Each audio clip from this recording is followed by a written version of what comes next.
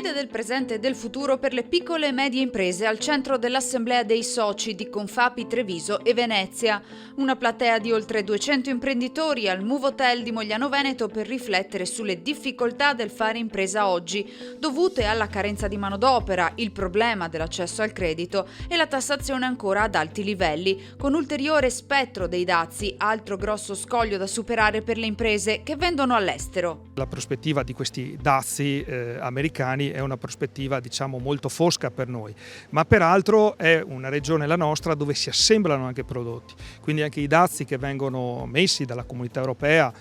in import complicano le filiere e le appesantiscono. A questo si unisce anche una questione di risorse umane, sempre più difficile da reperire per un tessuto manifatturiero come il nostro, però certamente ci sono degli spunti interessanti che sono relativi alla valorizzazione dei mercati interni. Infatti noi come Confapi Venezia e poi Treviso stiamo studiando proprio delle soluzioni anche fieristiche per poter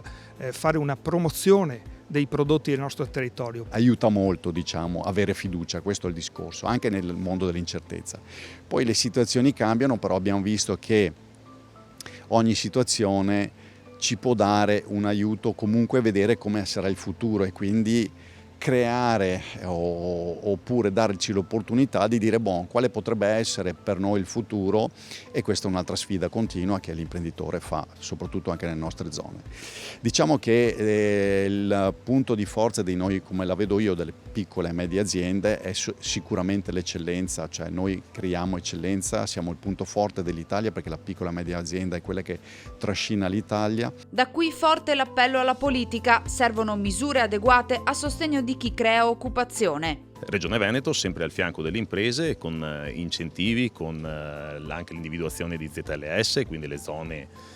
che vengono identificate come oggi deboli ma che possono arricchirsi di imprese, dove le imprese possono insediare, e penso che la Regione abbia fatto tutto il possibile. Territorio, economia e politica al centro del dibattito, stimolato nell'intervista del direttore di Media Nord-Est Luigi Bacialli al giornalista e conduttore televisivo Mario Giordano, che ha poi moderato una tavola rotonda. Tra i temi trattati il rapporto tra mondo del lavoro e giovani generazioni, con i dati dell'Università di Padova. Nei confronti del lavoro cercano occasioni e opportunità che mettano insieme come una sorta di puzzle